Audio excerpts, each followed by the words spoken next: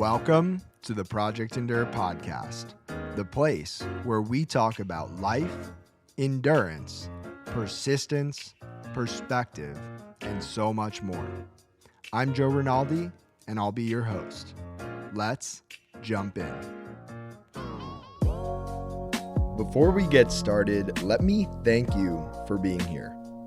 The stories on this podcast are meant to let you know that you're not alone in what you're going through and that we can all find strength in struggle with the right perspective. If you've been enjoying the podcast, let me ask that you leave a review on your platform of choice to help us grow so that we can continue to make the world a better place, one conversation at a time. Now, let's get to the episode.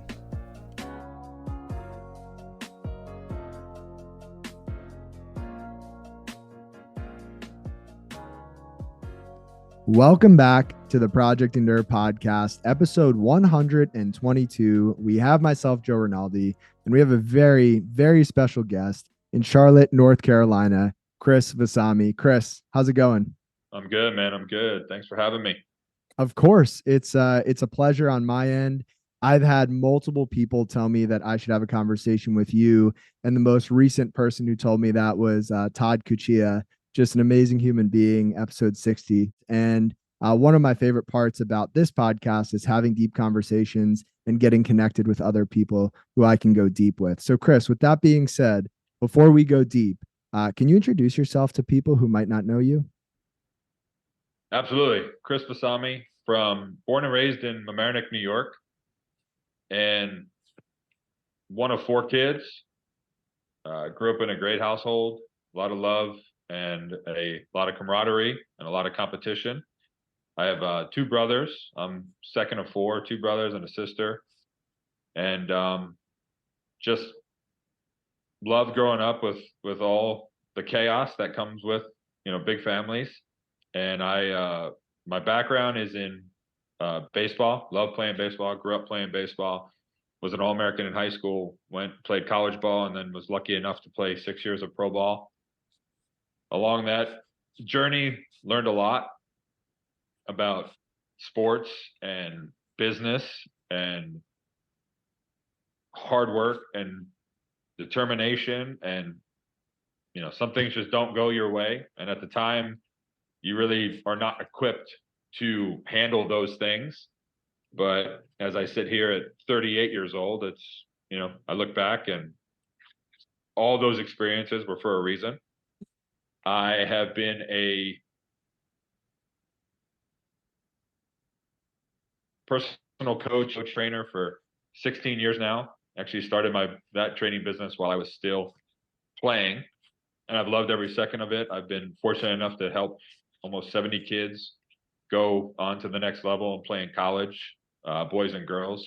So being able to have an impact on somebody's life, have them being able to trust you, is something that's really special. And I don't take that for granted at all. I like to tell people all the time that we get to talk about life. We get to learn about life. Hitting a baseball is just a platform at which we've met and, be able to talk about these things. I've been married for 10 years. I have two beautiful daughters. Lainey is 4, George is 3. Being a girl dad is super special. It makes you really appreciate life even more and what life has to offer, and what a special, tender moment really is. And for the last 7 years, my life took a different turn 7 years ago when I got diagnosed with thyroid cancer, and I had my whole thyroid taken out. And 2 surgeries later, we were still taking cancer out, and being able to live life with chronic disease and hypothyroidism and all the ups and downs and peaks and valleys that comes with. And so being able to just take all those experiences and figure out what you want out of life, and figure out what life is, and the special moments, and learning what gratefulness is and thankfulness is, and learning how to put your pride away and put your ego away. And so, that has led me to, be able to start a whole new coaching business where I'm now a holistic nutrition coach and lifestyle coach, and being able to help anybody anywhere on wherever their journey is. So it's been cool. There are times where, you sit back and you wake up and you're 38 and you're like, wow, a lot of life has gone by, but it's all been learning, to kind of set you up for the next phase, wherever that might be and whenever that might be. So I'm excited to dig a little bit into all of that. And the first question that I ask most guests is, what's the hardest thing in life that you've ever had to handle? So, circumstance that you did not get to choose for yourself. And I'm guessing that you just shared that and that cancer would be the answer for you. Am I right in that? Cancer, yes, that's the answer. It's interesting because I still have a couple tumors that we watch, and there are times where I say this and people look at me like, what did you just say? When I say that out of the two things that I deal with on a daily basis, cancer and hypothyroidism, cancer's the easier of the two. It's a little more black and white. It's, we look at my tumors, and if they've grown, then I'll schedule surgery and we'll go get them. And if they haven't grown, then we move on to the next round of scans. But in between those scans, having to live with hypothyroidism and having to live with a system that wants to be in default mode and shutdown mode all the time, and having to deal with hormonal imbalance and have to deal with anxiety and depression and PTSD and paranoia and things that I never dealt with before I had my thyroid out. Those have been the darkest of moments. Those have been the scariest of moments. And every time I think we have a handle on this, God gives me another challenge. And, back at end of February, beginning of March, I've had, it was the scariest health episode that I've ever had. It took 9 days to figure it out. I slept about 27 hours in 9 days. Just the lack of sleep and the hormonal imbalance and the chemical imbalance just got to the point where it really was unbearable. And to get it deep fast, man, like the only thing that kept me from slitting my wrists was I would just go and kneel by my daughter's beds and just hold on to them and just pray, because it was the only thing that felt real. Even to the point where I took an Ambien and woke up after 34 minutes. And just the absolute dread that came with that. I fell asleep and I woke up and my eyes opened up as if somebody just shook me. And I remember thinking to myself, like, please tell me it's 4 a.m. And it was 34 minutes later. And it was just this total dread that came over me of like, what the fuck am I going to do? Like, I just need to sleep. I would do anything to sleep at those moments. And, when you get past it and you get through it, you start to realize that, darkness has its moments of teaching, and you got to learn from them, and you got to be able to, and this is why I say, cancer has really stripped me of pride and ego, because these things are going to do whatever they want. Chronic disease is going to do whatever it wants. And so it's our ability to respond to those situations and learn from them. And hopefully we're obviously not going to avoid them, but maybe we can stave them off a little bit longer with the way that we live life and the way we approach life, and the way even that we just might need a new medicine from our doctors, and being able to advocate for ourselves. This is, now the journey that I'm on. So, one, I understand why Todd pushed me to connect with you. Two, I don't know if you can tell, we don't do video on this podcast when it's published, but I've teared up and we're not even 15 minutes into this podcast. I have a quote that comes to mind. It's from Haruki Murakami, who said, "And once the storm is over, you won't remember how you made it through, how you've managed to survive. You won't even be sure whether or not the storm is really over. But one thing is for certain, when you come out of the storm, you won't be the same person who walked in." And yeah, and I'm curious, I mean, how has this storm changed you, and how is the storm continuing to change you as a person? I am so much more appreciative of life and the people in it and the people I'm fortunate enough to come in contact with. I know you speak on this a lot, about, what suffering means and what pain means. And I truly believe, I thrive on human connection through pain and suffering. I really do. And I think it's because you get to feel life at these deep, deep levels. I'm a super spiritual person. I'm a very religious person. And I believe that we're spirits having human experiences.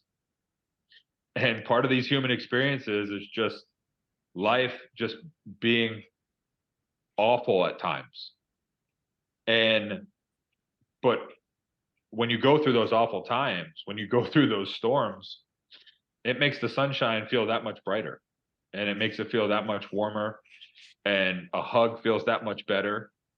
And so I think being able to just have an overall general awareness of why we're here and what we're doing and the impact that you can have on a person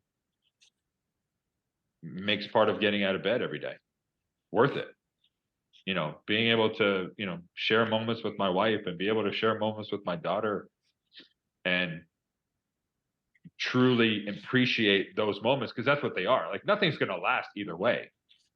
The good isn't going to last and the bad isn't going to last. And so the idea is that all those times in between, just having enough awareness and to be able to sit there and say, yeah, you know what, man, this is pretty good right now. That contrast, the contrast between the good and the bad, the hard and the easy, the ups and the downs. One of my good friends, Mike Zacco, who is also on the podcast, spoke about the human experience and how beautiful the human experience is, and how those depths of sadness and darkness and sometimes even despair are part of that beauty, even though it's hard to fully grasp that in those moments. And there's this quote from Arnold Schwarzenegger that I'll read, and I'd love to hear your thoughts. But he said, "The pain that you hold is yours. There is not a single pain quite like it. Nobody else on God's green earth can feel this pain or have the indescribable feeling of pride you will have when you overcome it. This pain is not your curse. This pain is your privilege." And I'm wondering if you see your pain, your pains, as a privilege. Absolutely. I tell people all the time, people say to me, "Oh, I'm so sorry." And my response is, "But I'm here to talk about it." Mm. So how could I look at it any other way? And not only that, I feel a sense of to people who might hear what I heard, "You have cancer," but then the next sentence is, "I'm sorry, there's nothing we can do." Or people who have cancer, but they can't get out of bed. So it would just be so reckless of me to have the opportunity to get out of bed, albeit it's hard, I'm exhausted, I'm tired. But that would be so disrespectful of me to choose not to get out of bed when I have the choice. And it's the idea that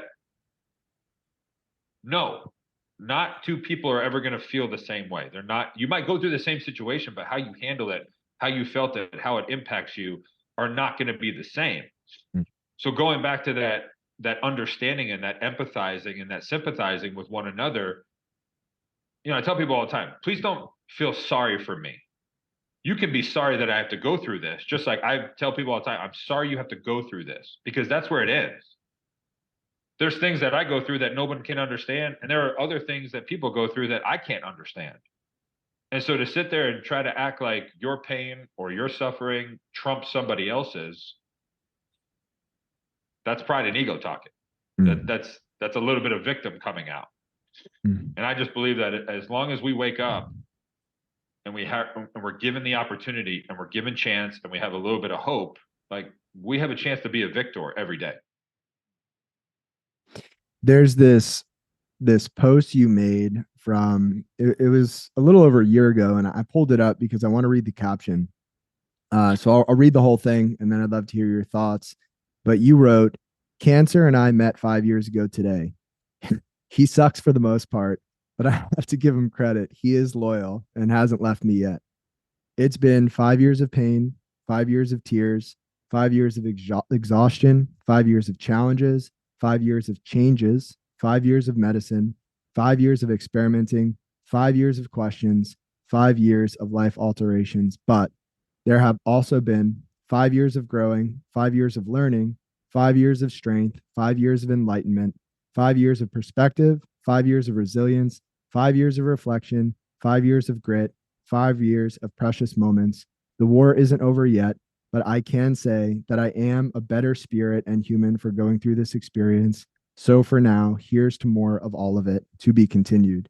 And it's just so powerful. And I would love to hear your thoughts just hearing your words back.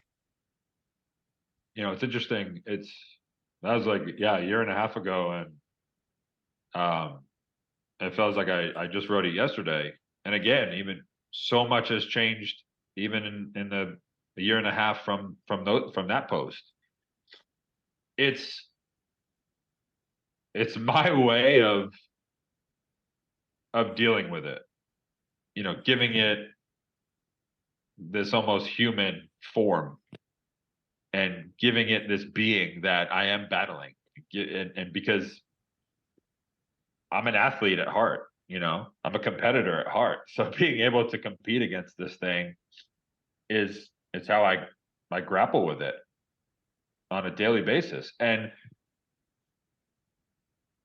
it is a daily basis. Every day when I take all my pills, it is a reminder. Like from now until the rest of my life, I will not be reminded of this.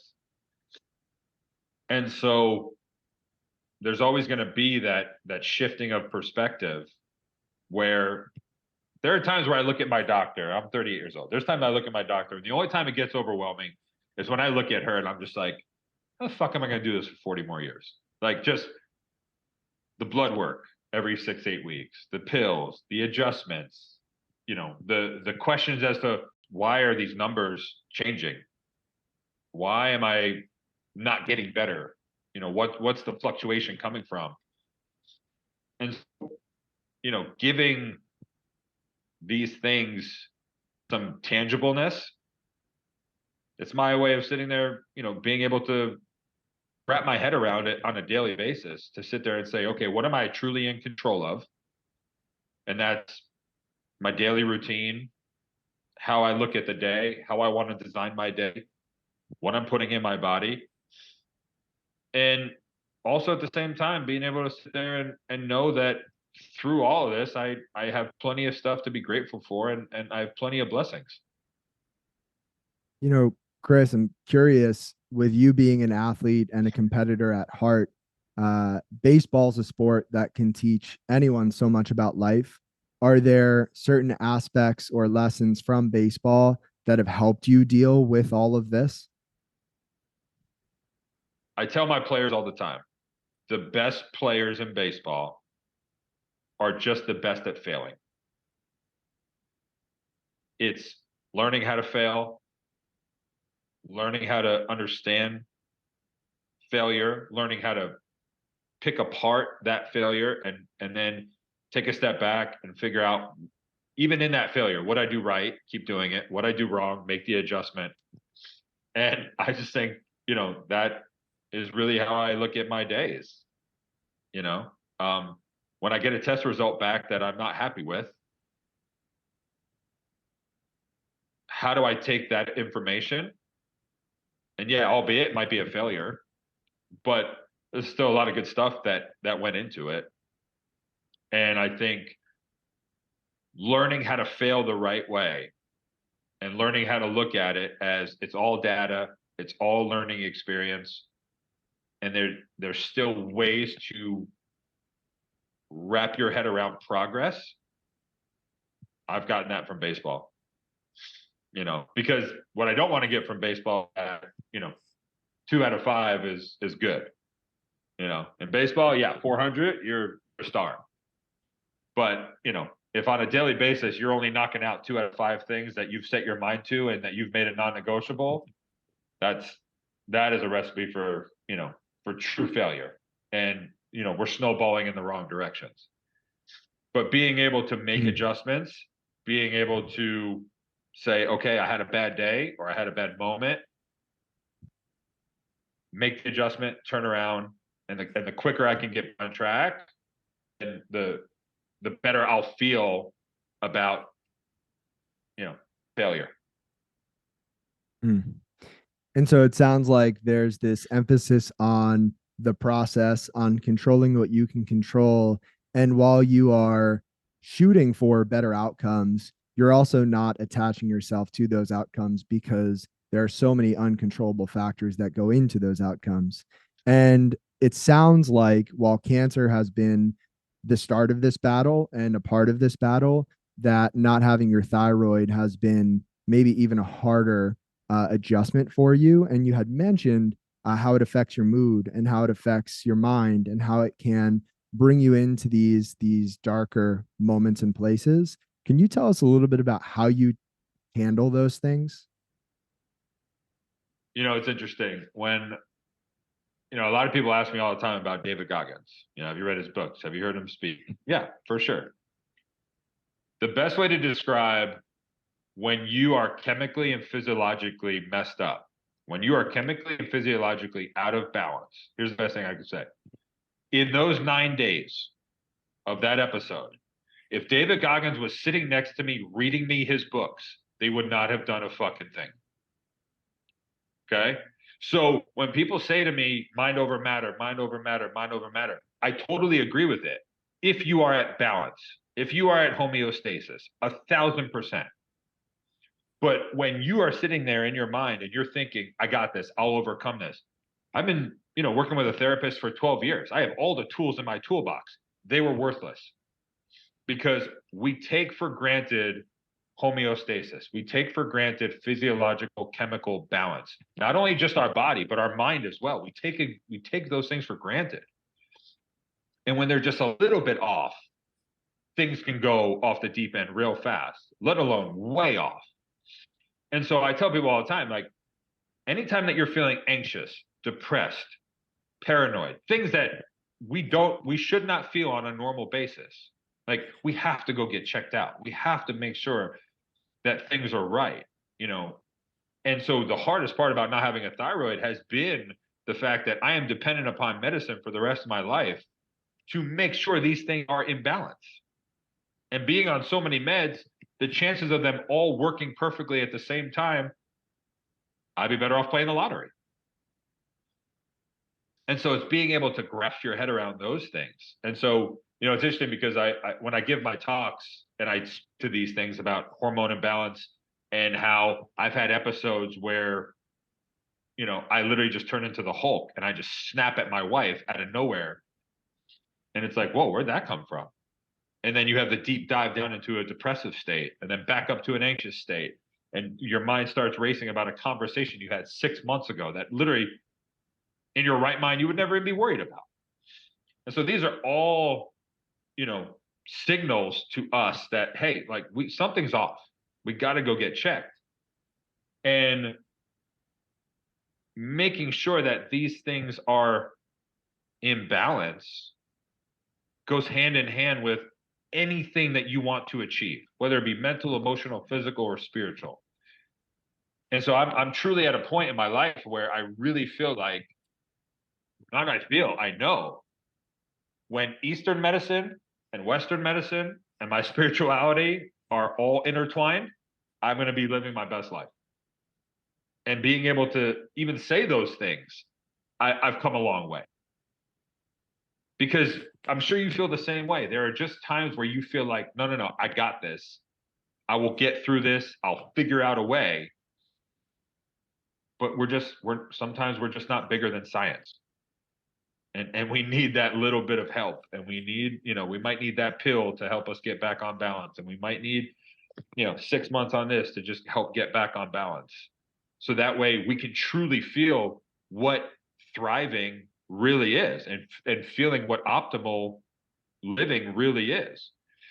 And, after this last episode, I basically, and this is where the self-advocacy comes in, I ended up calling my doctor, my endocrinologist oncologist, and I was like, hey, look, I've done some research, and people with severe hypothyroidism over a prolonged period of time, there have been plenty of reports that say there's no serotonin in the brain. There's no serotonin in the gut. I was like, so I need you to overnight me a hormonal test, which she did, sent it back. 3 days later, she called me up. She's like, you don't have any serotonin in your brain, which serotonin is one of the hormones that we make that happy, thriving, ambitious. Not only that, like it's the hormone that makes us actually feel safe. So I was like, right. So I called my primary and I'm like, look, I think I need to get on an SSRI, which is a selective serotonin reuptake inhibitor. And honestly, Joe, like ever since I've been on that, like this is my brain feels like it did before I ever even had cancer. And it took me 6.5, 7 years to get there. And so now I'm sitting there and I'm having these epiphanies and I'm having these awakenings where it makes me realize, man, for the last 2 years, I was so sick. And because I was so sick, I wasn't who I was, which means I wasn't being the partner to my wife, which means I wasn't being the father to my kids. And you just start to dive into this like wake of destruction that you did that you never would do on purpose. But because this is all you know, there are just times where, the people around you start to accept it. And so here I am, having all this introspective work and having like a bird's eye view on my life. And it's like, whoa. First of all, like I might have been ebbing and flowing for the last 2 years, but my head was never even above water. I was drowning for 2 years. So now my head's above water and I will literally do anything possible on a daily basis to not go below the surface again. I can hear the humility and the softening of ego through those experiences. And you mentioned that faith is a big part of your life. It's the same for me. And in the Bible, Paul has a thorn in the flesh. He's got a thorn in his side, and it's very ambiguous. We don't know what that was. And I think that actually helps make it more applicable to any of us. But I think sometimes God can give us these things or allow these things to happen to help humble us and help us realize that we do need greater strength. And it kind of leads me to this question of endurance for you, because this thing that you are battling, at least the thyroid side of it, will never go away. How do you view endurance? What does that mean to you in light of your circumstances? To endure is to be persistent. It's to be resilient. It's to understand that there are times, man, where standing still is okay. Standing still in place is okay. You're just not allowed to retreat. And I think sometimes we, that old saying, well, if you're not getting better, you're getting worse. Like, no. Like, that might be for a different place at a different time. But as long as I'm not going backwards, I'm progressing. So standing my ground and not retreating, that gives me a chance. And being able to understand circumstances has played a huge part in this whole situation for me. Understanding that I can go to the gym, I can work out, I can get up at 4 a.m., I can do my routine, I can go for my walks, I can listen to the birds, I can go to the gym, I can lift weight, I can progress, I can go to work, I can have successful days. I can do all those things. And if for whatever reason my medicine just doesn't want to jive with my body at that moment, like, all right, I just got to be cool with, maybe not feeling great that day. And I think that's it. It's just finding and being able to understand what's going to work on those daily basis, and understanding that,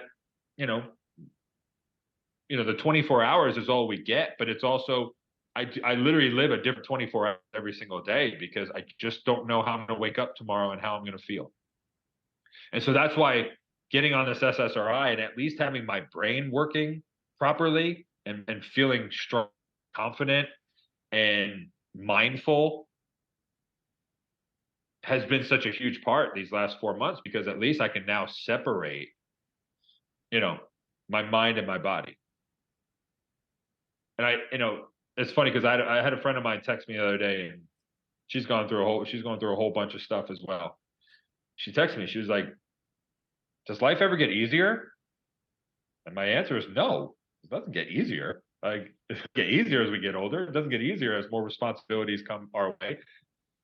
I said, but yes, we will have easier moments. And the idea is that you've chosen enough hard that those easier moments literally feel so light to us. And I think that's where a lot of people, they get in trouble because they don't choose enough hard. So when hard comes and chooses them, it is like just getting steamrolled.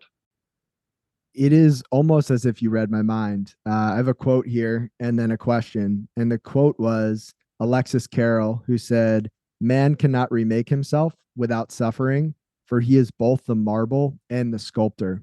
And so you are in the process of enduring this storm and this hard thing that you did not choose. But when it comes to your life in your 38 years, Chris, what is the hardest thing you have chosen to do on purpose? And why did you choose that thing? I love the challenge of lifting as much weight as you possibly can.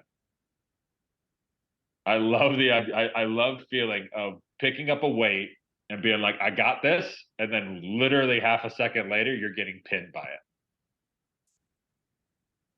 And there's just something that just this like I just get this like tingle through my body, where it's like, okay, like challenge accepted, and just continuously pushing those boundaries and pushing those lifts. Because I joke with Todd all the time. I run because I know I should, and I've challenged myself. Last year I ran my first 5K ever. I'm 6'4", 206 pounds. So like, running is, I watch you guys, and watching your videos, watching Todd run, like you guys look like you're floating to me. Okay. And so, and no matter how much I run, I just don't get the runner's high. I don't. Now, but that's also, I joke all the time. I run because I hate it. And so lifting is my high. Lifting is where I get the high. Lifting is where you sit there and you've worked for it, and you've spent months to get there, and you pull it or you push it, and you look back at it and you're just like, holy shit, we just did this. Okay. Like next round. And so being able to push those things, get that hard, choose that hard. I love it. The second thing is owning your own business. I never set out to be an entrepreneur. It just kind of came to me. It started happening. I started my first business while I was still in college, and it turned into something, beautiful, and it blossomed into, being able to connect with people and use, a couple of things that I love. But at the end of the day, when everything falls on you, that's hard, man. And that just creates a whole new level of stress, that almost as if it's the same way, right? Like, you sit there sometimes, you're like, I got it all figured out. And then, 10 people cancel on you, and you're like, shit. You are speaking to me today in a place almost 2.5 years into this business, quit my job, took the leap. Things have been great, and things have grown, and I've been busy and packed, and it's been hectic. And in the very beginning, I had those feelings and emotions all the time. You're sitting at a desk, you're not sure what to do next. You have clients canceled, you're trying to fill up the schedule, and it doesn't feel good, right? You have that pit in your stomach. And I haven't had that for almost 2 years. And for whatever reason, Chris, before we hit record on this podcast, that feeling came back this morning. And I know it'll pass. And I've been there before. I'm sure I'll be there again. But that feeling of nobody's checking in on you. You don't have a boss. No. You don't have, right? You don't have a to-do list given to you from someone else. It's all on you. That's so hard. Yeah. And it's hard and it's rewarding. And I think it goes back to the same thing of just kind of understanding, what do you want and how do you want to design your life? And there are plenty of people who they thrive in all facets of work, in the office, out of the office, corporate sales, maybe they want, that stability of a corporate job and that stability of corporate insurance. I don't like whatever you choose, like I'm happy for you and I want you to thrive and I want you to go for it. They're just it's understanding that, I love owning my own business. I love being able to make my schedule to do what I can, when I can, with who I can. I see, it's funny because Saturdays I usually start around 6 a.m. And people always ask me like, who comes to you at 6 a.m.? I go, people who want to. The beauty of this is that people have to choose to want to come to you. And at any moment, they can choose to not come to you. So there's never a day where I get done with a session and I don't say thank you. Because or even I just say thank you for scheduling with me. Because being able to put those things out there and being able to constantly remember and know who you're working with, why you're working with them, and that they are choosing you. It's funny, going back to pride and ego, when I first started giving lessons and then I retired from baseball, it took me about a year to get past that I wasn't a professional baseball player anymore, that I wasn't playing baseball anymore. And I used to get angry and almost felt disrespected when somebody would come to me and I would start working with their child and they didn't know that I played professional baseball. It was like, they'd be like, oh, what's your background? Like, I was a professional baseball player. Like, how'd you not know this? And then a year later, it all just flipped for me. I woke up one day and I was like, dude, put your shit away. People are calling you because they've heard that you are really good at helping kids get better. They trust you to help their kids get better. They're calling you because you're a really good teacher, you're a really good mentor, you're a really good coach. No one cares that you played professional baseball. That is just an extra piece of credibility. And ever since that day, ever since that moment, life's just like my work life has just been so different because I'm able to sit there and realize, and it's not a question now that I might go 4 or 5 sessions before somebody says to me like, oh, what's your background? And then it's like, oh, I played in college, I played pro. They're like, oh, well, that's crazy. That's great. Like, again, because the fact that you played professional baseball means nothing to do with the fact that they're here because they heard that you are really good at what you do. And like, you got like, that's the gift that needs to, keep. I think that's a great message and relatable for any of us, whether you went to school and have a certain degree, or you worked at a certain company and had a certain position, or you were an athlete and made it to a certain level. At a certain point, it doesn't matter so much. What matters more is who you are and how you operate and how you love and care for and serve other people. And, on that note, Chris, I think one of my favorite parts about this podcast is that the guest has a chance and opportunity to speak to so many different people going through so many different things, stripped of titles down to just being a human being. You get to speak one-on-one with all of these people who are listening. And some of those people are going through really hard things. And I would venture to guess that most of the people listening are going through a hard thing right now in life. So this final question is usually worded along the lines of, if somebody's going through a hard time right now, a dark season, they're not sure where to go or what to do, what would you say to them? However, I want to phrase this a little bit differently for you, because you mentioned you have 2 young daughters, and it is so clear that they are a central part of your life. Someday down the road, your daughters are going through something just so hard. and you get to sit down with them and just share some encouragement and guidance, what would you say? The first thing I would say to them is feel it. Feel all of it. You know, don't deny any of the feelings, don't deny any of the thoughts. It's because that's the first step in the process, is to be able to understand, you know, and process what exactly is going on. The second thing is, give me 3 things that you're grateful for. Let's bring back the perspective of who you are and what you have. And then the third thing I would say is, what can we do together to help you feel more in control of the situation? Because I think that's the hardest part is,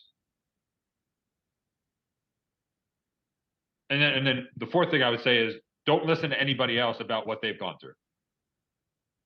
You know, I think that's one of the hardest parts when you're going through something, is unrealistic expectations.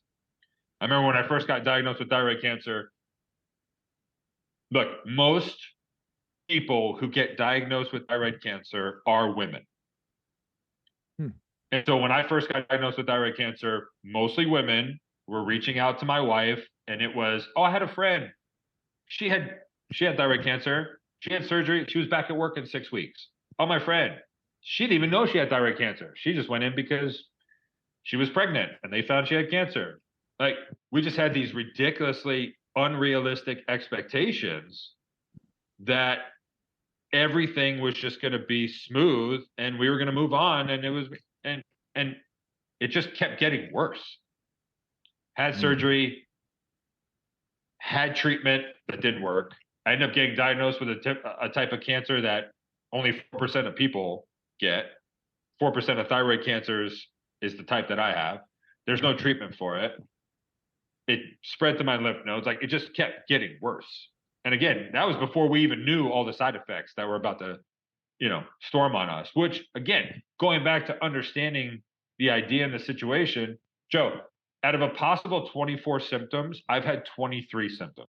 What are you waiting for? Yeah, exactly. The only symptom I haven't had is infertility. Wow. So through this whole experience, as dark as it's been, as many times as I've wanted to, you know, end my life, God has given me these 2 beautiful girls. And there's not a day that goes by that I don't smush their face and look them in the eye and say, thank God you're my daughter. And there was a time where, you know, there were plenty of times where it was like, I would be sitting there and I would be so sick that I'd be having this amazing, joyful moment with my daughter. And then my next thought was like, all right, how do I get out of this life? And so just even be able to wrap your head around those things, that ping pong back and forth in your head, which we all go through. And I think that's the thing, is that even if we're not sick, we still have these ping pong thoughts all the time. And so being able to express it and get it out there, find somebody who sits there and just goes, yeah, I'll listen. I understand. And have no expectations and have no bias. And so that's why I tell people all the time, do you want me just to listen, or do you want to have a conversation? Like, just like, tell me what you want. What venting do you need? Because we've all been there. You know, there have been so many times where people are like, oh, I had no idea you were going through your thing. You should have reached out. I had no clue what I was doing in those moments either. So just feel okay that I'm even sharing with you now.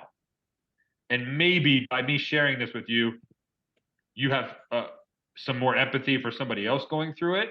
Or if you see me in a dark place next time, maybe you'll recognize and, ask me what, who knows? But it's constantly being able to check in with yourself and understand, what am I going through? Have I felt this before? Is this different this time? Who do I need to reach out to? Man, Chris, I know that that is reaching somebody, and I'm guessing many people who need that in different ways. And I'm so glad that you're here, and I'm so glad that you're sharing your story. And the last question I'll ask you, which is a bit of a unique question, if you could personify cancer again in this moment and just send a message and say something to cancer, what would you say? It sounds weird to say, but thank you. You've you've helped me live life, and you've helped me feel more life than I probably would have if I just kept going on the same path. And I'm lucky to feel that, and I'm lucky to share that. And in the face of it all, I'm lucky to wake up and be able to find joy. And I'm lucky to be able to find things that I'm grateful for. And if people need more of this conversation in their life, if they want more of you in their life, where can people go to connect with you? So you can reach me at vasamimethod.com. My Instagram handle is Chris, CHRIS, VASAMI. I think my number is on my website. So, feel free to reach out. Feel free to DM me. Feel free to, however you want to get in touch, however you have a conversation. Because at the end of the day,